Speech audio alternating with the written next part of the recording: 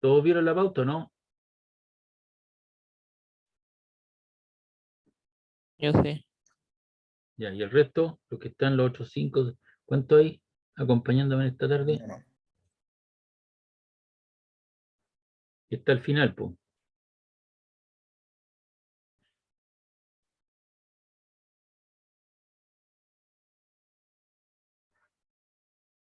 El PPT que voy a mostrar hoy día de óptica geométrica está aquí, ¿ah? Ya está subido el que voy a mostrar más ratito que voy a explicar.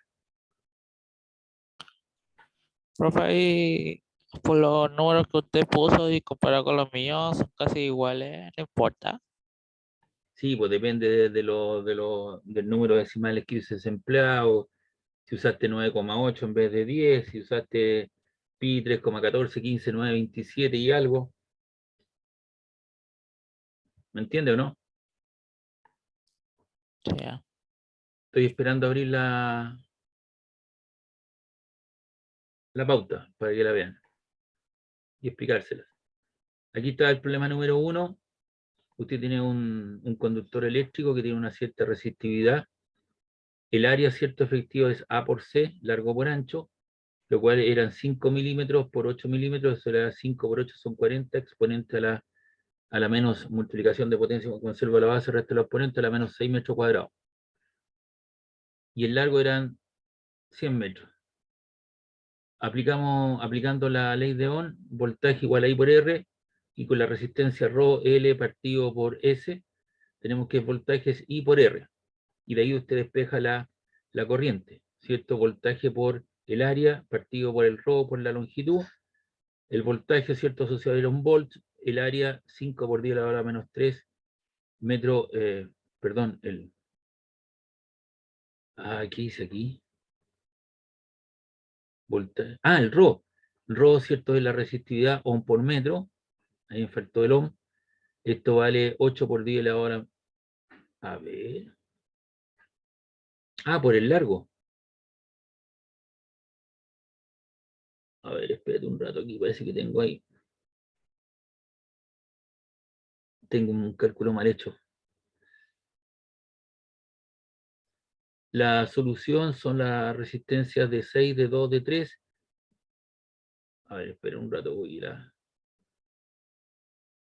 Parece que algo malo hice ahí la primera cosa.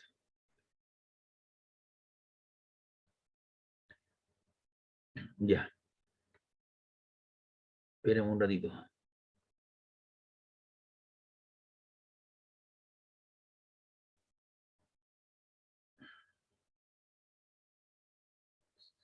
Eso lo arreglamos al tiro. Prueba segundo semestre 2021. 300, 301, 301. Prueba número 2. Prueba.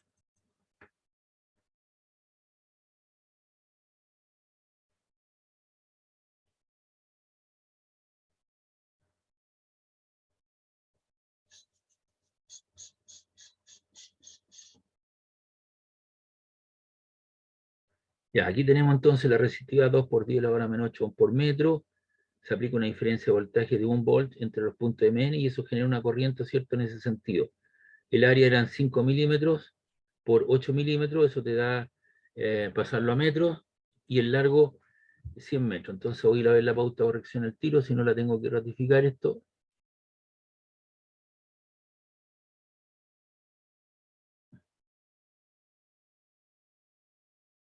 Ya, son 5 milímetros, 5 por 10 a la menos 3. El C, que es el alto, 8 por 10 a la menos 3. 5 por 8 son 40, exponente a la menos 6 metros cuadrados, eso está correcto. Y aquí parece que tengo un pequeño condorito. Aplicando la ley de Ohm, voltaje igual a I por R, y R la resistividad por el largo para la sección, hace que te queda eso, la intensidad el voltaje igual a la intensidad de corriente por la resistencia. De ahí despejamos la corriente. El S está dividiendo, pasa multiplicando, y el S es el área, o la sección diametral del voltaje, y el área y la sección transversal vale...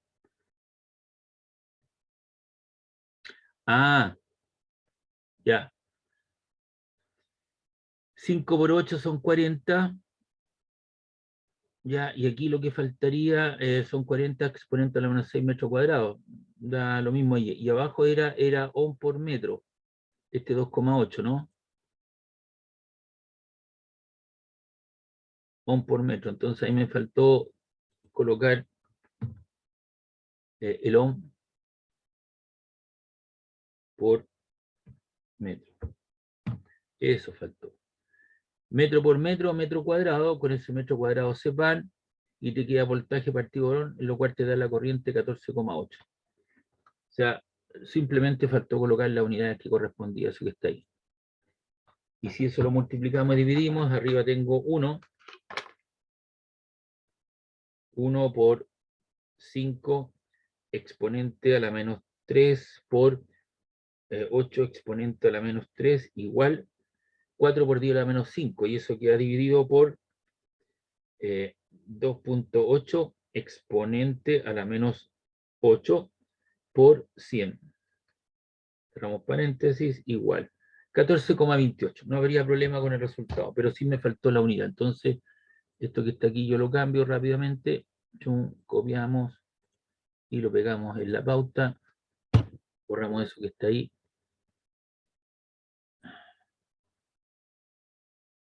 Pegamos, ahí está.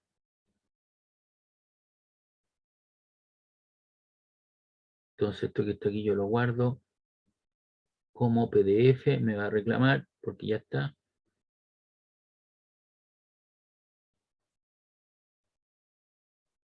Guardamos. Sí. Y esto lo guardamos como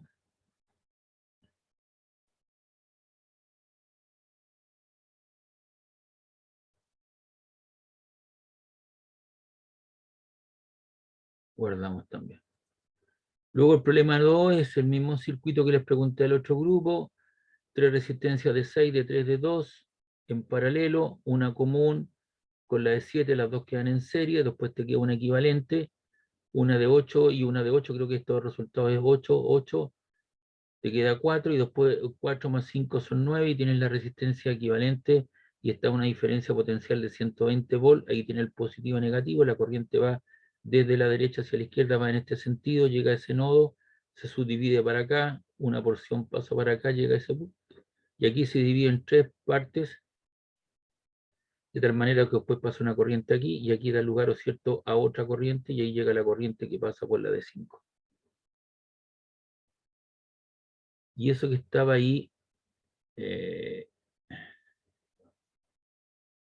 ya esa es la prueba y la pauta.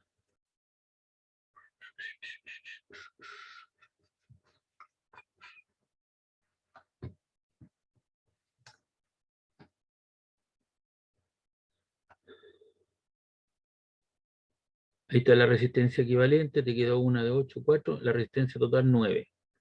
Y después había que achicar estos 3 circuitos, te quedaba una de 1, una de 7, 8 y 8.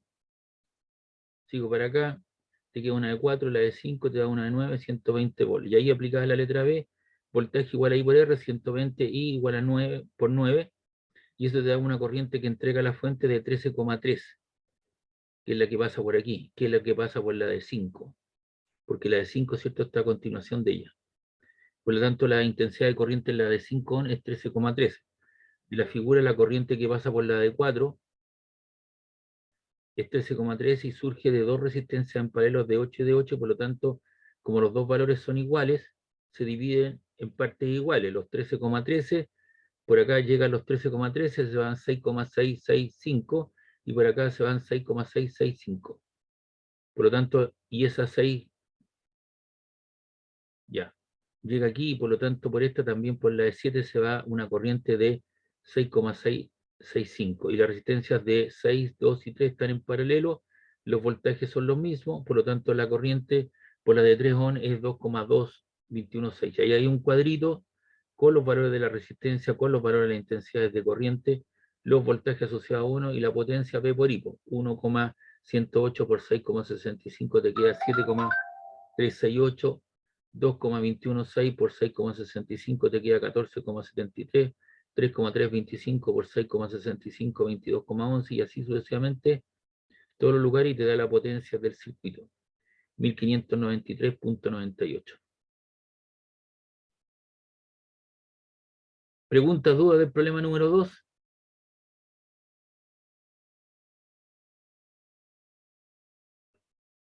¿Aló? ¿Preguntas, dudas del problema número 2?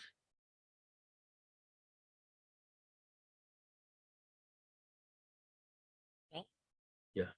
Después aquí yo tengo dos conductores eléctricos que llevan una corriente, uno el de la izquierda de 10 amperes y el otro de 5 amperes separados en 90 centímetros. ¿A qué distancia del conductor izquierdo, que es el ISO 1, que lleva una corriente 1, la intensidad del campo magnético es nulo, la separación entre los conductores de 90 centímetros? Entonces,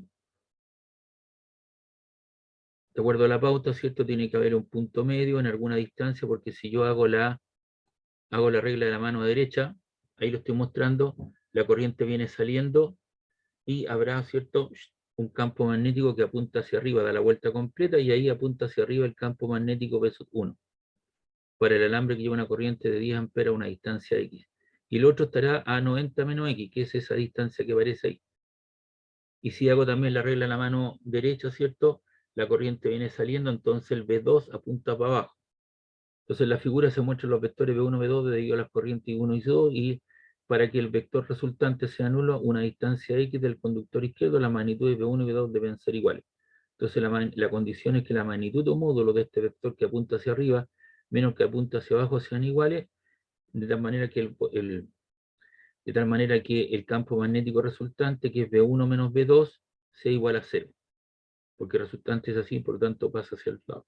Y de acuerdo a la ley de Ampère, un alambre que lleva una corriente I es igual al producto de nu sub 0 por I partido por 2pi R, donde R, ¿cierto?, es la distancia. En este caso la corriente que lleva es I sub 1X y el otro vale en I sub 0 por la corriente I sub 2 a una distancia de 2pi por 90 centímetros, X. Como esas dos cosas son iguales, igualamos, se te va en I sub 0, se te va el 2pi y te queda nu sub 0, perdón, nu sub 1, I sub 1, que es la corriente partido por X, y te queda I sub 2 por 90 centímetros menos X. La corriente en el alambre izquierdo de 10 amperes, el de la derecha 5 amperes, y eso te queda X 90 menos X.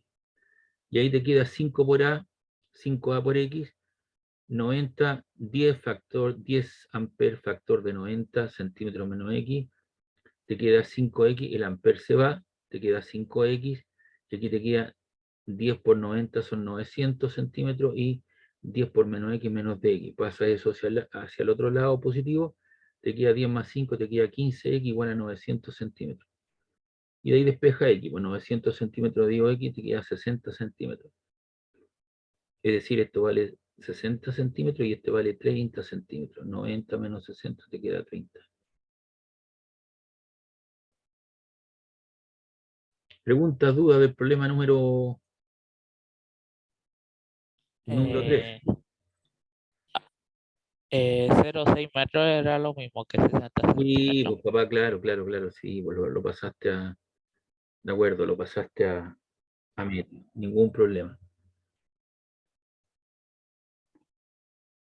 no hay ningún problema.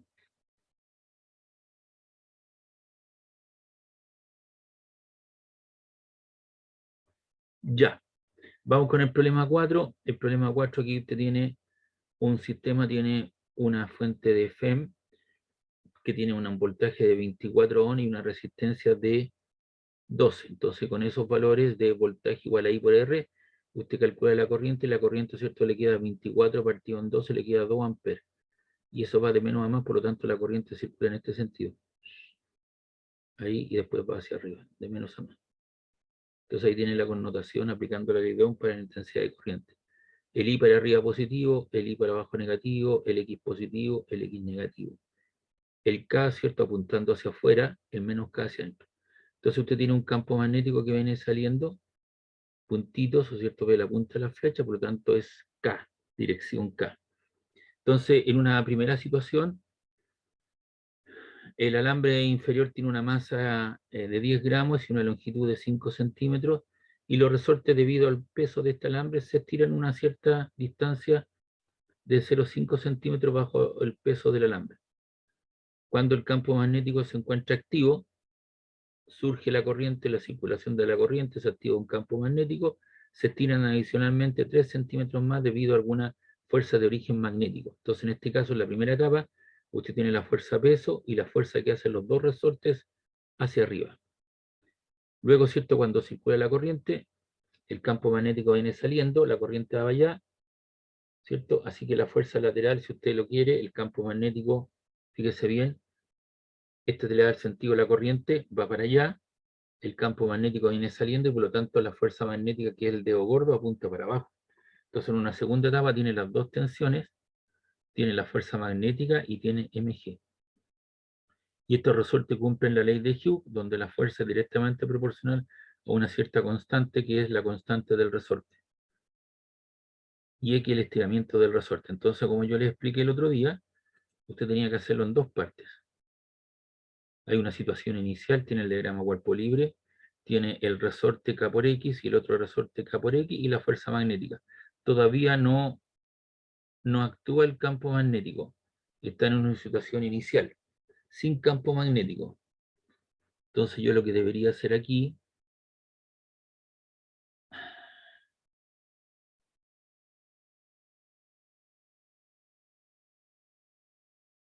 porque no está activo, ¿verdad? Entonces yo debería borrar lo que es el campo magnético en una situación inicial.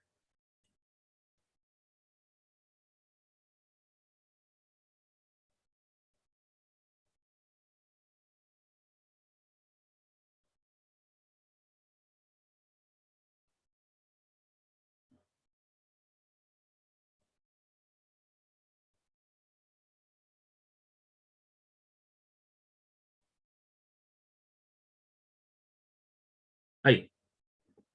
Entonces esa es la situación inicial, ¿ves? Todavía no actúa el campo magnético, no se activa.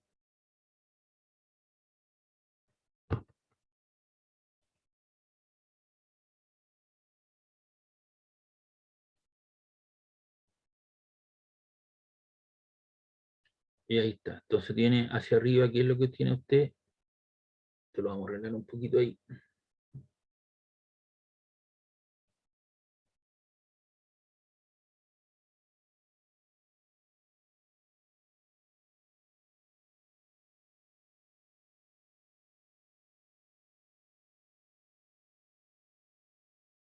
Vamos a recortar la imagen. Ahí está. Entonces en una situación inicial tiene la fuerza hecha por los dos resortes hacia arriba debido a la fuerza peso que apunta hacia abajo.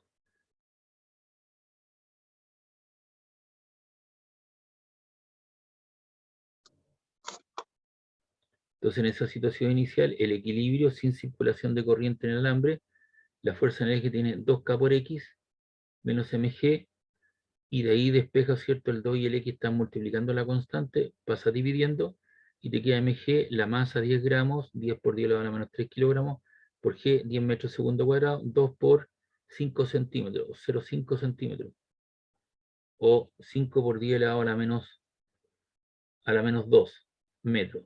Arriba te queda kilogramo, metro segundo cuadrado, que eso es newton, y te queda newton metro, y la constante entonces del resorte vale 10 newton metro. Luego, en una situación inicial, actúa el campo magnético, la corriente va circulando en ese sentido, tiene de los dos resortes, tiene el peso y la fuerza lateral sobre un alambre que apunta hacia abajo.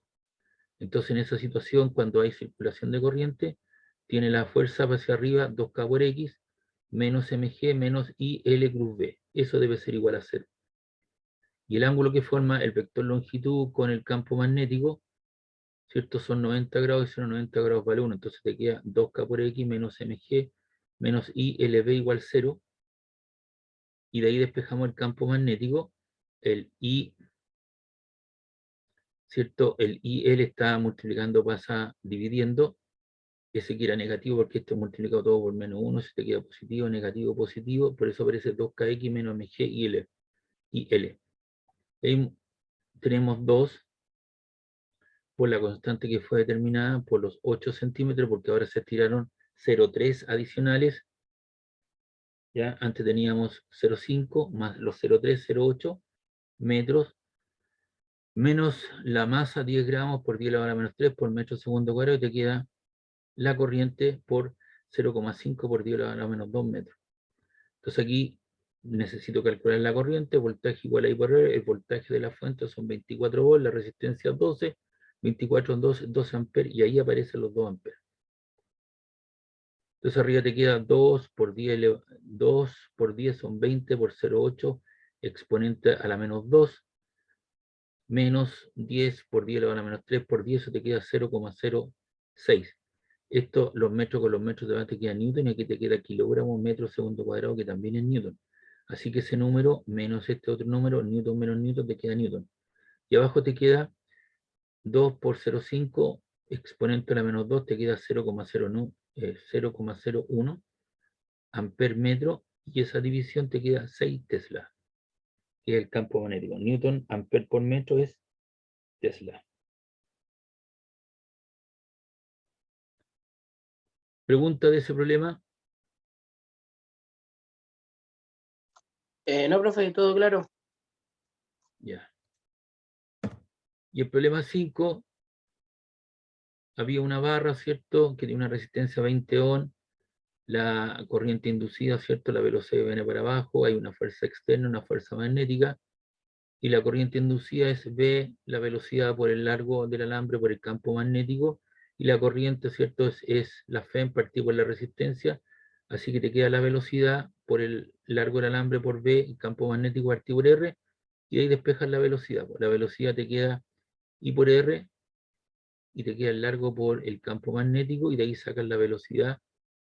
La corriente eran 3,75 amperes, tenía una resistencia de 20 ohm, el largo del alambre 2,5 metros, y está sumergido en un campo magnético de 5 Tesla.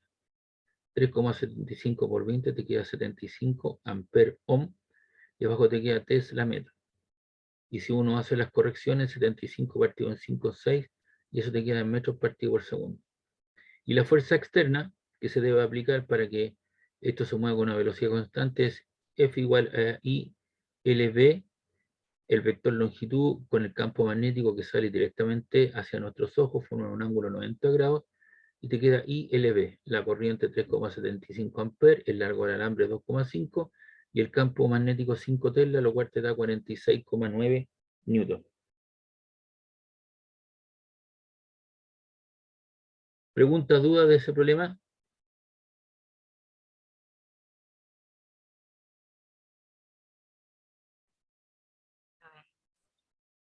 Como usted ve, ¿cierto? La prueba es todas estas cosas que hicimos acá, las hicimos en clase, con resorte, sin resorte. Eso también lo hice. Y completarle el cuadro, ¿cierto? Resistencia en serie paralelo. Y determinar, ¿cierto?, la resistencia, el voltaje y todas esas cosas, y también lo hicimos.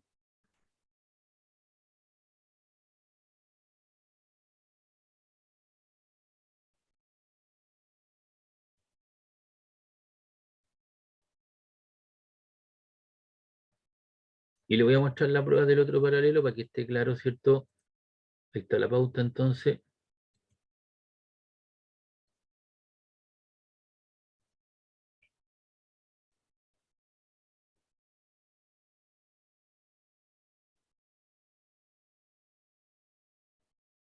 El problema número 2 es el mismo que le hice a ustedes, ¿ve? Le pregunté el mismo problema. Y el otro, un alambre de resistencia 5 ohm, pasa a través de un extrusor, de modo que hace un nuevo alambre que tiene el triple de la longitud original. ¿Cuál es la nueva resistencia? Muy parecido al que hicimos acá.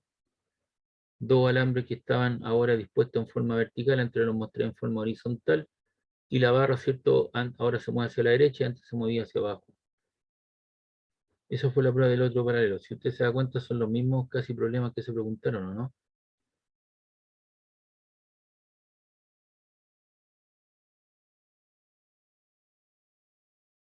Porque normalmente a veces hay gente que le va mal en las pruebas y dice, claro, el profe se fue al chancho con nosotros, nos hizo una prueba más difícil.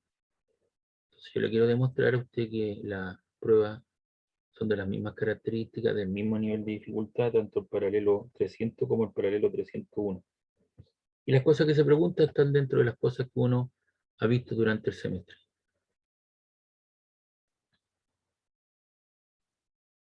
Déjeme ver si hice esto bien correctamente. Hice una corrección acá. Ahí está. Y eso lo vamos a guardar como PDF. Me va a reclamar seguramente. Sí. Entonces la modificación también queda en PDF. Pregunta, duda, consulta de la prueba. ¿Cómo le fue?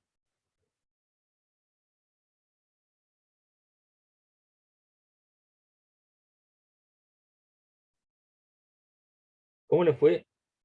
Más o menos.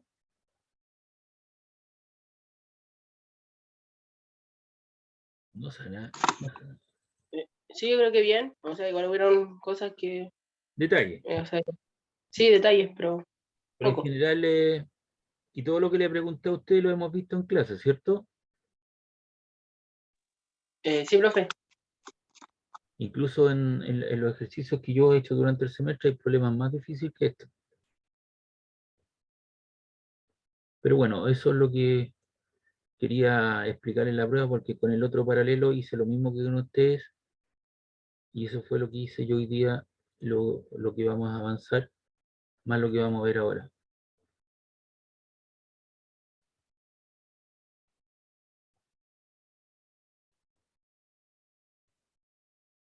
Este PPT que yo voy a mostrar ya está en el aula virtual, lo subí ayer en la tarde, por lo tanto usted tiene todo el material de apoyo que yo voy a revisar ahora.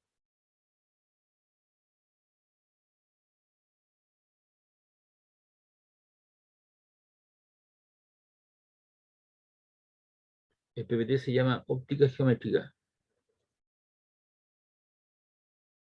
Entonces, como yo he mencionado, lo hice en la onda electromagnética, hay una dualidad, hay una visión, ¿no es cierto? Hay dos visiones respecto a la naturaleza de la luz. Está la teoría corpuscular, como pequeños corpúsculos, y la otra está la teoría ondulatoria de la luz. Entonces, hay autores científicos que van por un lado y hay otros que van por otro lado. Y eso nos permite explicar algunos fenómenos físicos desde el punto de vista de la teoría corpuscular, como el efecto fotoeléctrico y otras más, y también, ¿no es cierto?, como también la onda electromagnética desde el punto de vista de la teoría ondulatoria.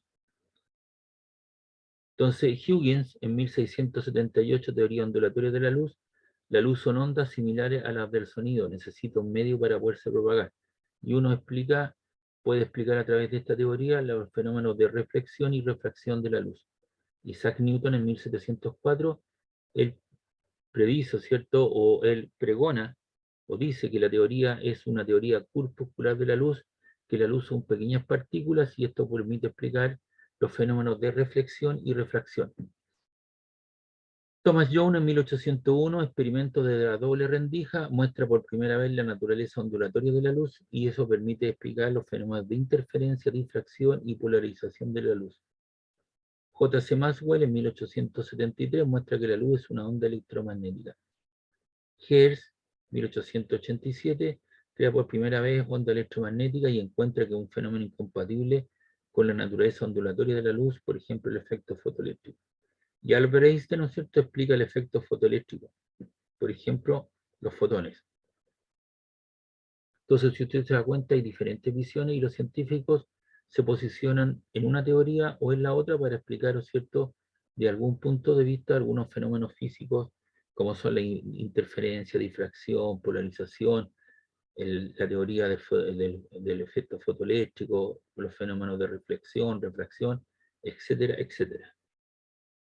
Esto es un poco la historia. Siempre a mis alumnos yo les pido, ¿cierto?, no dejar de lado el aspecto histórico de las cosas se hacen porque hay gente que ha trabajado con nosotros somos verdaderos usuarios de todo lo que ha pasado en este mundo y somos usuarios de cosas que se trabajaron en algún momento. A propósito que vemos fechas muy antiguas, usted supo que en Valparaíso hubo un incendio, ¿no? Cómodo. ¿Ah? Los incendios. Sí, ahí cerca del Cerro Las Monjas, la subida del Cerro Las Monjas.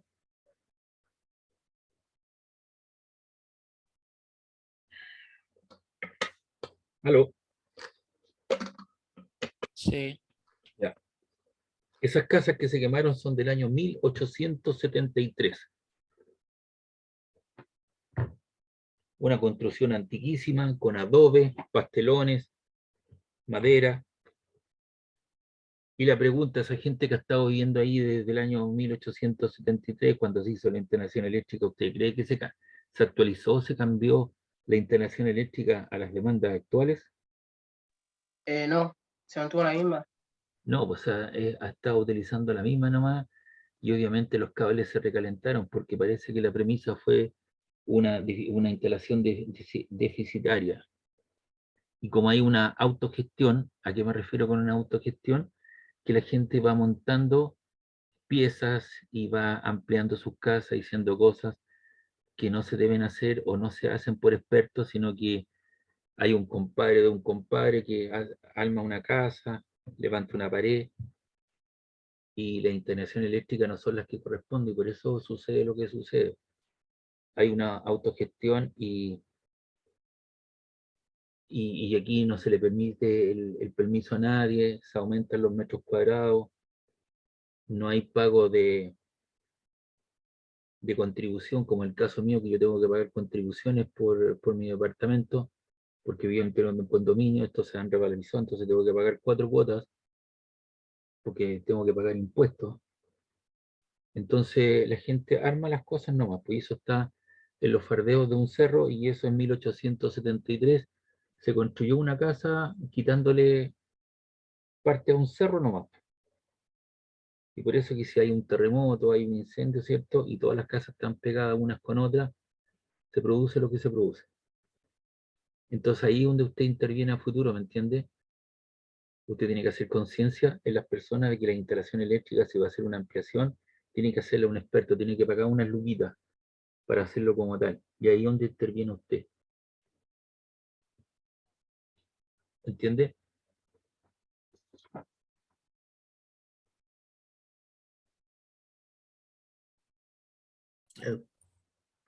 Entonces por eso, cuando usted vaya a hacer esas instalaciones, tiene que cobrar sus lucas, porque usted va a ser una persona que estudió 2,5 años y además es un instalador autorizado, con los diferenciales, las tierras correspondientes, con los fusibles de alta y de baja, con los fusibles térmicos, etcétera, etcétera. Tampoco la idea es que cobre muy caro, de manera de pegarle a una persona con un bate de béisbol en la cabeza, no significa eso, sino que tiene que pagarse justo y pagar lo que corresponda. Entonces usted habilita el sistema por 20, 25 años más, porque lo actualiza a las actuales demandas energéticas de una casa promedio de 4 o 5 personas. Y como esas casas se han ido subarrendando, se van incorporando mayores actores. Y cada actor quiere tener su microondas, cada actor quiere tener su escantazor, cada actor quiere tener su secador de pelo. Entonces se le saca más energía al sistema. Reitero, todas estas cosas las reitero, y he sido majadero durante el semestre porque me llegó una notificación de la universidad en la cual yo trabajo, que es la Universidad de Playa Ancha, y la carrera de Ingeniería Civil Industrial va a ser una intervención en Playa Ancha a través de algunos alumnos, ¿cierto? Y va a ser la toma y muestra de actualizaciones de instalaciones eléctricas. Porque Valparaíso, ¿cierto? Lo que se hace es pintar y estucar, pero la gente sigue viviendo al interior. No se cambian las instalaciones eléctricas, no se actualizan a las cosas que corresponden. Fíjense ustedes que ahora, el otro día leí una noticia, porque soy de Valpo pues, y tengo gente conocida, etcétera, etcétera, y les van a hacer una especie de terrazas. Con las maquinarias van a sacar toda esa implementación para ver si es posible que puedan volver a instalar sus casas en esas terrazas de tierra. Van a cortar el cerro, ¿cierto? Dejando unas terrazas como una especie de escalón, viéndolo del punto de vista frontal, para ver si pueden instalar nuevamente sus casas ahí, pues si no se van a tener que retirar y dejar todo eso ahí a la intemperie nomás. Ya, aquí está la naturaleza ondulatoria de la luz, esto ya lo hemos revisado, el espectro visible va entre los 10 elevado a 14 y los 10 elevado a 16, ¿cierto? La frecuencia, y tenemos bajo ello, tenemos la infracción, la radiación infrarroja, la ultravioleta, los rayos X, los rayos gamma, y sabemos que la luz se propaga con una velocidad c, que es la velocidad de la luz, y eso es el producto de la distancia que recorre por la frecuencia, lambda por f, en el vacío.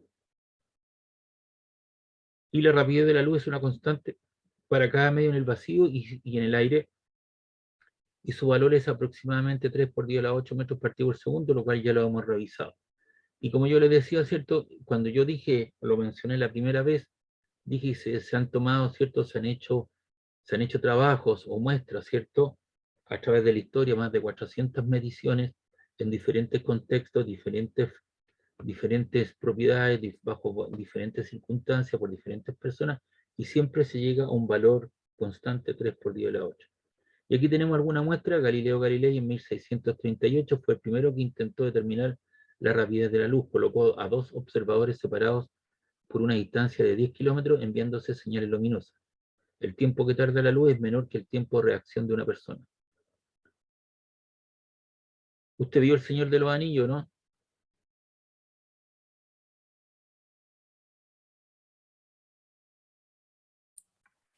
Sí, Ya. Usted ve que en una de las películas, cuando venían atacando, ¿cierto?, toda la masa de los ogros que se venían avanzando, habían en las puntas de los cerros, ¿cierto? Había gente con unas piras de madera, ¿cierto? Y se queman y se van prendiendo ah, ¿se acuerda, no? sí, sí, ¿Eh? la llamada y entonces van prendiendo las piras y en cuanto el de la otra torre lo ve, prende la suya y así va. Así es, pues, eso fue lo que hizo Galileo, ¿ves? Y ahí está basado en un hecho histórico. Si alguien le dijera al director, mira, esto lo hizo Galileo en algún momento, es lo mismo que se hizo en una película. ¿Ves? Entonces ahí uno se le olvida más esa cosa. Romer en 1675 termina la rapidez de la luz utilizando una luna del planeta Júpiter Io. Fizeau diseña un experimento para medir la rapidez de la luz en la Tierra. Entonces él coloca un espejo a una cierta distancia de una rueda dentada que recorría, ¿cierto?, con velocidad constante, como un movimiento circular uniforme, y él hacía pasar la luz de una vela, ¿cierto?, por las ruedas dentadas. Entonces el tiempo de ida y de vuelta que pasaba, ¿cierto?, era igual al tiempo que demoraba en recorrer esta rueda. Entonces ahí estaba la distancia y él podía lograr determinar, ¿no es cierto?, el tiempo de ida y el tiempo de regreso de ese haz de luz. Y él podía determinar, ¿no es cierto?, o pudo determinar aproximadamente la velocidad de la luz. Ahí hay algunos experimentos, ¿ves? El aspecto histórico. Huygens en 1678 permite decir que dónde estará un frente de onda dado en algún momento en el futuro si conocemos su posición actual. Aquí tenemos un frente de onda inicial plano y finalmente esto recorre una cierta distancia que es la velocidad de la luz por el tiempo, y obviamente tiene un nuevo frente de onda, ¿cierto? Un frente de onda circular y puede prever, ¿cierto?, cuándo va a estar en ese punto. Entonces aquí lo que dijo él, abre comillas, todos los puntos de un frente de onda dado pueden considerarse como fuentes puntuales. La producción de ondas esféricas secundarias, las cuales se propagan hacia afuera en el medio con la rapidez de propagación característica en ese medio. Después de que un intervalo de tiempo ha pasado, la nueva posición frente de onda es la superficie tangente a la onda secundaria. Entonces aquí tiene una frente de onda inicial y después de un cierto tiempo se encuentra en esta posición y este nuevo frente de onda pasa a ser una fuente puntual para la que sucede y así se va propagando la luz en cuestión. El principio de Fermat desarrolla un principio general que puede ser usado para determinar el camino que sigue la luz cuando viaja de un punto a otro. Cuando un rayo de luz viaja entre dos puntos, el camino que sigue corresponde a aquel que requiere un menor intervalo de tiempo, línea recta. Una consecuencia de este principio es que los haces de luz viajan en línea recta de un medio homogéneo. Cuando hablo de un medio homogéneo, que es un medio isotrópico, todas las condiciones en todo el contorno, ¿cierto?, que le rodea son iguales, lo cual sabemos que no es cierto porque la densidad, ¿cierto?, del medio ambiente depende fundamentalmente de la temperatura, si el día está nublado, está con mayor o mayor nubosidad, ¿cierto? o si hay lluvia, hay gotitas, ¿no es cierto? Y eso hace que el medio no sea tan homogéneo, dado que una línea recta corresponde al camino más corto entre dos puntos. El principio de Huygens y el principio de Fermat pueden ser usados para derivar las leyes que determinan la trayectoria de un haz de luz cuando se encuentra con una interfaz entre dos medios, y eso permite explicar los fenómenos de reflexión y refracción. Eso es un poco el aspecto histórico de las cosas, ¿ya? Saber lo que está pasando, y el estudio de los fenómenos relacionados con la luz considera dos enfoques diferentes. Uno, desde el punto de vista de la óptica geométrica, y el otro desde el punto de vista de la óptica física. La óptica geométrica dice la luz va como un rayo, la trayectoria de la partícula, de una partícula de luz. Y es útil estudiar el fenómeno de reflexión y refracción, y es útil para describir la interacción de la luz con lentes y espejos. Y la óptica física, la luz es como una onda, que permite describir los fenómenos de interferencia, difracción y polarización.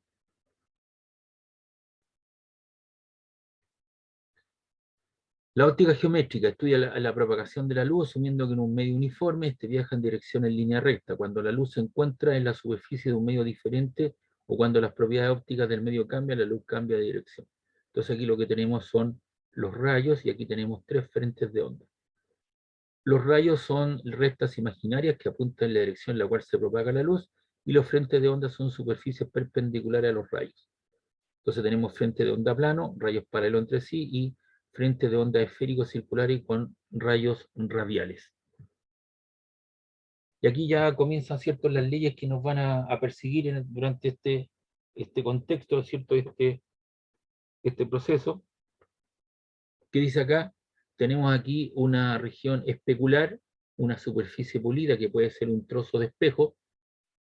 Entonces yo trazo una normal N que es perpendicular a la superficie de contacto, y lanzo un rayo con un ángulo θ sub 1 respecto a la normal. Ese se llama el rayo incidente. Y obviamente se va a producir un rayo reflejado o una reflexión que sale con un ángulo θ sub 1'. ¿Y qué es lo que dice la reflexión? Que el rayo incidente es igual al ángulo del rayo reflejado. Si esto vale 30 grados, sale con 30 grados. Si esto vale 60 grados, esto vale con 60 grados, respecto de la normal. Si te dan este rayo que está ahí, este ángulo que está aquí, si esto vale 70, entonces esto vale 20. 20, 70. Y la reflexión, que es un fenómeno que presenta cuando un haz de luz se encuentra con un obstáculo en un camino, una interfaz entre dos medios diferentes. Entonces aquí tenemos parte de la luz incidente reflejada cambia de dirección. La dirección del rayo reflectado es en un plano perpendicular a la superficie reflectante con contiene el rayo incidente. Entonces aquí tenemos una reflexión especular, una superficie pulida. Todos los rayos que llegan en forma paralela se reflejan en forma paralela, y si uno mide los ángulos de incidencia y de reflejado respecto a lo normal, son lo mismo.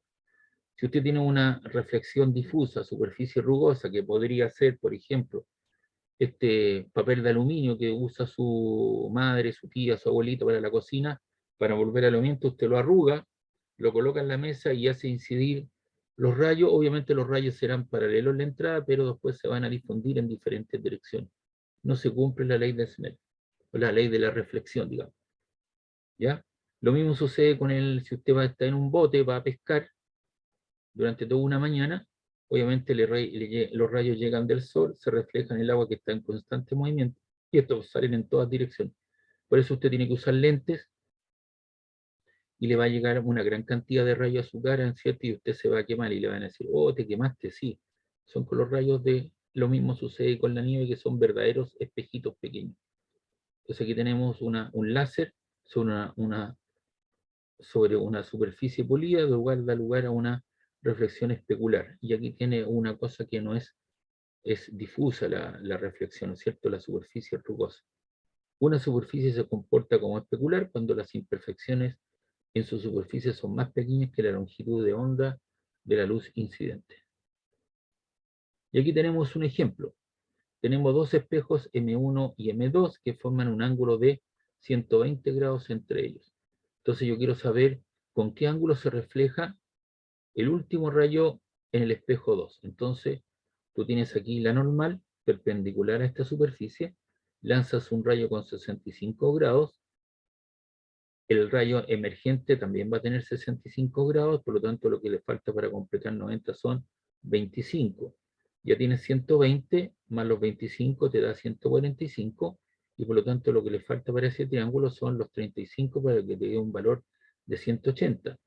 Tienes 35, y para cumplir con la situación de la normal perpendicular le faltan 55. 35 más 55 son 90, y como el ángulo de reflexión de incidencia es igual al ángulo de reflexión, debería salir el rayo con 55 grados respecto a la normal, que sería el ángulo que forma el rayo reflejado con el espejo M2. Solamente haciendo uso, ¿cierto?, de la información que nos entrega la ley de la reflexión y un poco la geometría del problema. ¿Pregunta o duda hasta acá?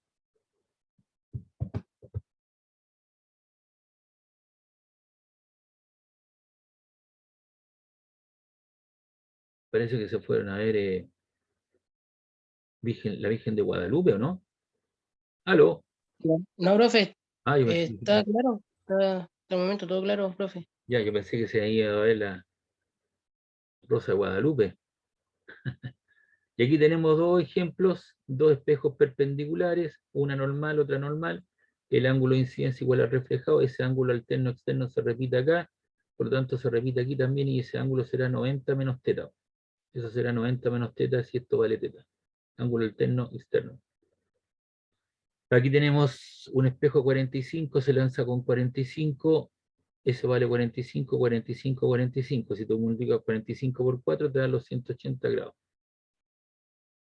Entonces eso explica el fenómeno de la reflexión. ¿Qué pasa cuando un rayo de luz se refracta? Cuando se refracta pasa a un segundo medio. Entonces tienes ahí una línea normal, tienes un rayo incidente, el rayo reflejado, teta sub 1, teta sub 1', eso se cumple y esto sería un medio, el aire. Entonces parte de la energía, porque una onda, si lo veo desde el punto de vista ondulatorio, ¿cierto? Tengo un rayo de luz y la luz transporta energía. Entonces parte de la energía se refleja, pero parte de ella pasa al segundo medio, que es un vidrio, un trozo de vidrio. Eso es aire y un trozo de vidrio. Ahora, cada medio tiene asociado un índice de reflexión. En este caso el aire N1 y el índice de refracción del vidrio es N2. Entonces, cuando un rayo de luz que viaja a través de un medio transparente y se encuentra con una interfase que lo lleva a otro medio transparente, aire-vidrio, parte de la energía reflejada, pum, se cumple la ley de la reflexión, y parte de energía pasa al segundo medio.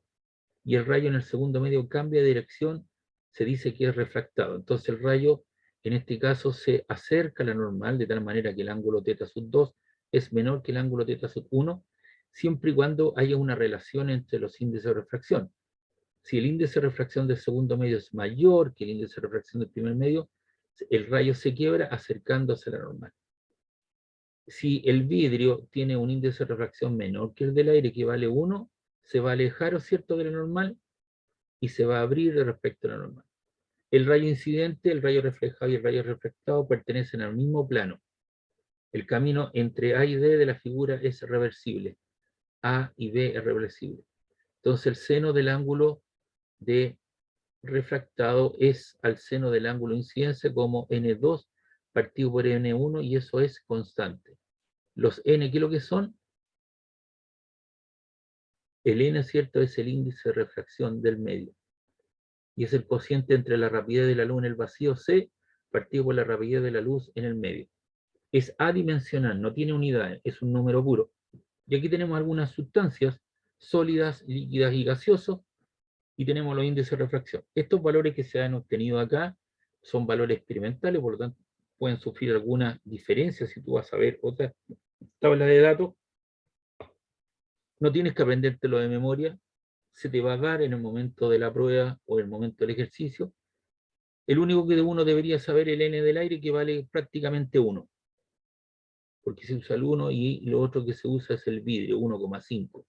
Entonces aquí tenemos a sólidos a 20 grados, la circónica cúbica 2,20, el diamante 2,41, no, la florita 1,434, el vidrio de cuarzo 1,458, el fosfuro de galio 3,5, el vidrio óptico 1,52, el cristal 1,66, el hielo 1,30, el poliestireno 1,49, el cloruro de sodio 1,54, los líquidos, el benceno, el disulfuro de carbono, el tetracloruro de carbono, el alcohol etílico, la glicerina, el agua, los gases, el aire, el dióxido de carbono, normalmente se usa el aire, y acá algo interesante, ¿cierto?, que es el alcohol etílico, y cuando hay producción de vino, se utiliza, ¿cierto?, una tecnología, ¿cierto?, que se mide el índice de refracción del líquido, que en este caso es el vino que se está sacando. Y con eso uno puede determinar, ¿cierto?, el grado de acidez o el grado, ¿cierto?, o la calidad del vino, o determinar el índice de refracción.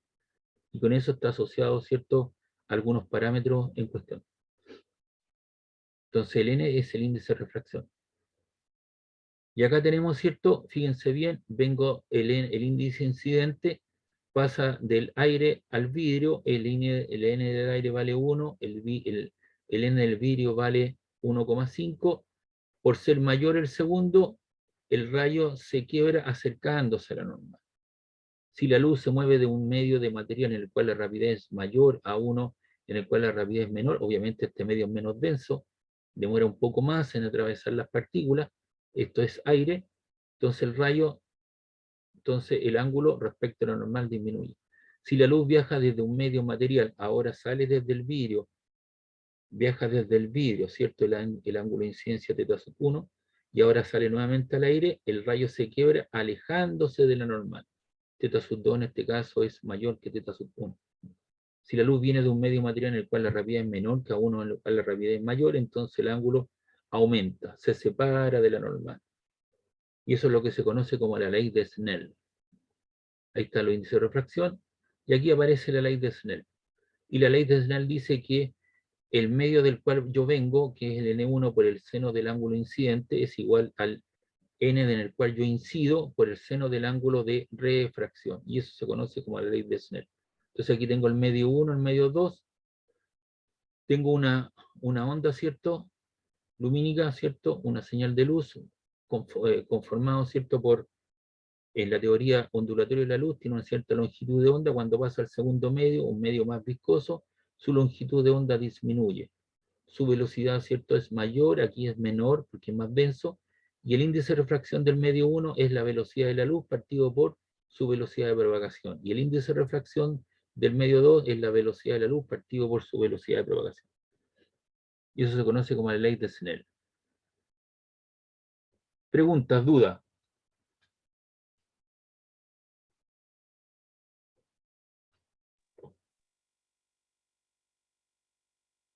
No, profe. Ya. Y aquí hay un caso, ¿qué es lo que sucede cuando hay un hombre rana, ¿cierto?, un buzo que está bajo el agua y tiene una linterna y manda una señal con un cierto ángulo respecto a lo normal? Ese ángulo, ¿cierto?, o el rayo con el cual sale, emerge la situación hacia arriba, se tiende a abrir respecto de la normal. Vengo del agua que vale 1,5 al aire, que vale 1, su velocidad, ¿cierto?, es mayor, aquí es menor, se tiende a abrir, y llega un momento tal, ¿cierto?, en que ya el rayo no sale hacia afuera, sino que se va en forma paralela a la superficie. Y por lo tanto habrá un ángulo en el cual, ¿cierto?, ya no sigue en línea recta, paralela, sino que se devuelve al segundo medio. Y eso se llama el caso de una reflexión total interna. Aquí tiene la linterna, ¿ves? Se lanza un rayo, se lanza otro, supera el valor del ángulo crítico. ¿Qué es lo que pasa? El rayo no sale hacia afuera, sino que se devuelve a el mismo medio y incide con un ángulo θ sub 1, y θ sub 1 se produce una cierta reflexión total interna. Y es lo que se llama el ángulo, superó el ángulo crítico de la incidencia. Y aquí tenemos unos, digamos, trozos de vidrio, ¿cierto?, en el cual se produce una reflexión total interna.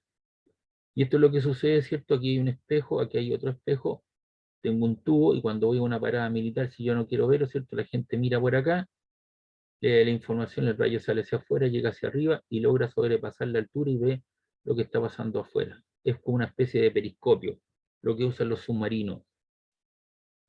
¿Lo ha visto eso ustedes en los grandes eventos donde la gente vende unos tubos, ¿cierto?, con un par de espejos?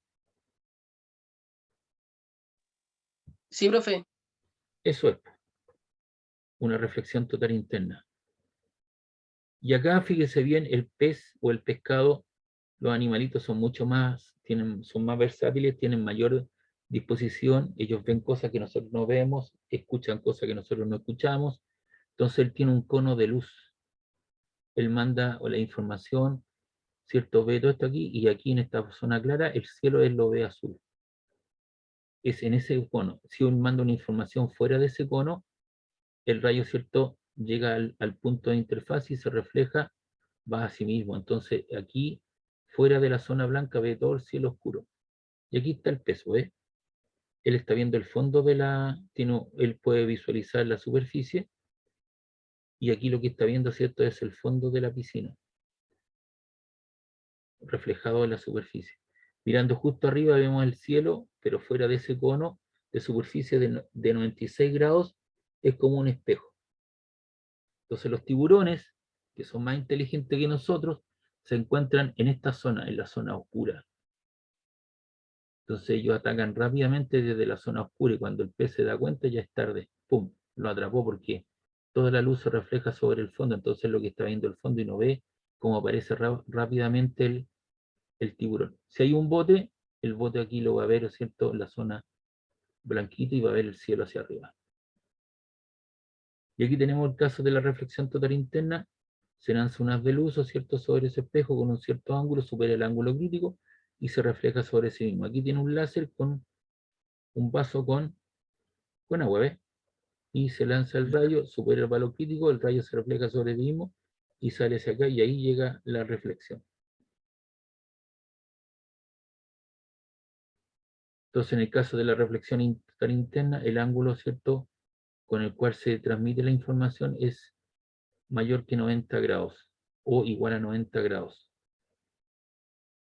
Y aquí tenemos algunas aplicaciones que lo que a usted le interesa. Ayer fui al mecánico a buscar mi camioneta que la habían reparado, y el joven que estaba ayudándolo, ¿cierto?, se fue del lugar. Él es técnico mecánico, está estudiando, y se fue a una empresa, ¿cierto?, a instalar fibra óptica. Y la fibra óptica es un vidrio basado, ¿cierto?, en reflexiones total interno. Cuenta de un núcleo de vidrio plástico, hay un revestimiento de un forro, y aquí tiene la reflexión total interna. Entonces usted lanza la señal, ¿cierto?, con un ángulo tal que se supera el ángulo crítico y se produce reflexión total interna, y viaja de esa manera por el interior. Y por eso aquí la luz viaja y usted ve brillante, pero viaja por el interior de la fibra. Una aplicación de la reflexión total interna son las fibras ópticas, varillas de vidrio o plástico que se utilizan para transportar la luz de un lugar a otro. La luz es confinada a moverse al interior de la varilla, incluso alrededor de curvas. El revestimiento tiene un índice de refracción menor que el núcleo. Al viajar la luz por la fibra óptica se pierde muy poca intensidad. Y aquí tenemos, ¿cierto?, una señal corte digamos, una señal sierra, ¿cierto? Y aquí tenemos una señal ondulada, ¿ve? Viaja por el interior y usted lo lanza con un cierto ángulo de 30,55. Y supera, ¿cierto?, eso, y se produce una reflexión. Aquí tiene una variación continua, y aquí tiene una variación abrupta, ¿cierto? Un corte sierra. Y ahí está la fibra óptica, ¿ves? Y aquí la persona, el médico, puede hacer la paroscopía, puede operar, ¿cierto?, el cerebro o parte, y no es tan invasivo, ¿cierto? Mediante una pequeña fibra óptica usted puede llegar con un láser y quemar las células que están ahí, ¿cierto? O operar o zanjar, qué sé yo lo que va a hacer, pero obviamente es basado en esta situación de la reflexión total interna. Ahora también la fibra óptica se ocupa para el internet, para tener una mejor conexión. Claro, pues eso es lo que se hace, por lo que está aquí, ¿ves? Ahí va dejando la señal, ¿ves? Incluso lo que se quiere hacer ahora en Chile, debido a estos grandes parques eólicos que están en el norte de Chile, es poder vender energía hacia Asia mediante un gran cable submarino que llegaría hasta Asia, y poder vender energía eléctrica para llevarla a Asia, porque la energía solar se va a convertir en energía eléctrica.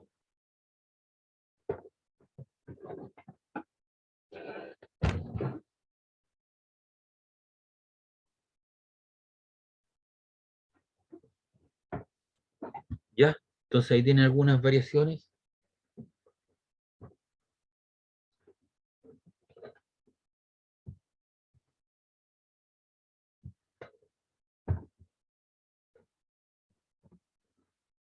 Y ahí tengo un ejemplo, ¿cierto? Del ángulo crítico 48,8.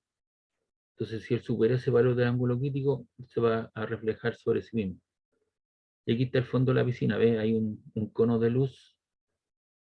Fuera de ese cono de luz, todo se produce una reflexión total interna. Lo que usted está viendo, ¿cierto? Que es el fondo de la piscina.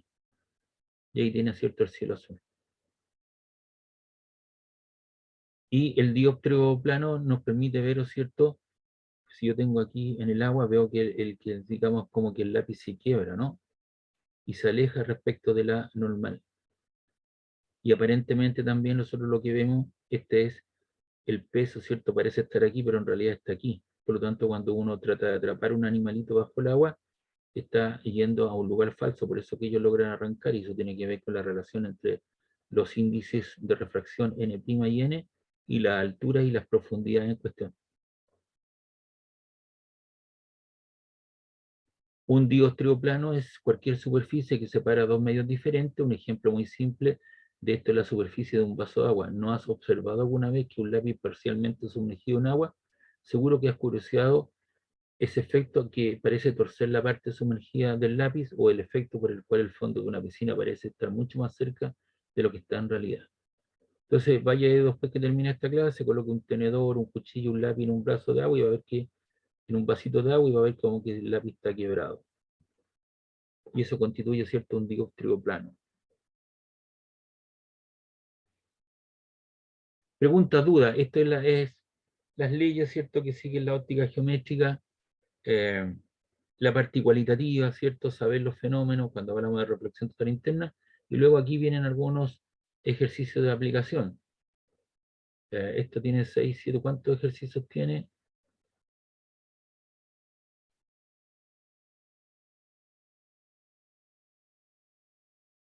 Tiene como 16 problemas. Entonces vamos a llegar hasta acá porque con sus otros compañeros no vi los ejercicios, llegué también al mismo lugar, y la próxima semana comenzamos a hacer ejercicio de aplicación de óptica geométrica. ¿Le parece? Vale. Sí, profe. Ya, y yo esperaría, ¿cierto? No sé si lo voy a poder lograr. Lo podemos lograr, dicen por ahí, si es que le alcanzo a corregir su prueba. Creo que no voy a hacerlo porque el fin de semana me voy a celebrar mi cumpleaños y tengo visitas en mi casa. Entonces, desde mañana ya tengo que empezar a prepararme. Ir a comprar una leche cultivada de 40 grados, unos yogo, etcétera, etcétera. Vale. Entonces, tiene que ser paciente con esta. Yo creo que la próxima semana, el transcurso de semana, le voy a corregir sus pruebas. ¿Ya? Sí, profe. Sí, Ya, profe. ¿Está bien? ya igual, nos estamos viendo, chiquillos. Cuídense. Mira que la Chao. Omicron, que es una letra más del alfabeto griego, vea cómo se escribe, cómo se pronuncia. ¿Otra Y la más? letra O. ¿Ah? ¿Otra más? Vivo, alfa, beta, gamma, lambda, tau. Yo les dije a principio del semestre, bajen el alfabeto griego Mm, porque van a aparecer, y si usted en este aspecto, en lo que está estudiando, las letras del alfabeto griego lo van a perseguir siempre. calle. Entonces, bájelo y téngala ahí a disposición. Ah, esta letra corresponde. Entonces, ahora si usted tiene un carrete el fin de semana, ¿cierto? Y hay alguna niña que le interese dentro del grupo, entonces usted habla de la letra Omicron. Entonces, ¿qué es lo que eso le decía? Es la letra, corresponde a la letra O del alfabeto latino nuestro, se pronuncia de tal manera y se escribe. Y fíjate tú que existe la letra delta, epsilon, gamma, lambda. Ah, mira tú que sabes, eres inteligente. ¿Y cómo sabe que engancha? Ey, ¿sabe? Sí, por eso se trata, pues, papá, tiene que hacer la diferencia. Si por eso está estudiando, ¿no? Mm. Estoy para ganar plata. Sí, pues, de eso se trata. Ya, que estén bien. Chao, chao. Chao, profe. Chao, que estén Chau. bien. Chao.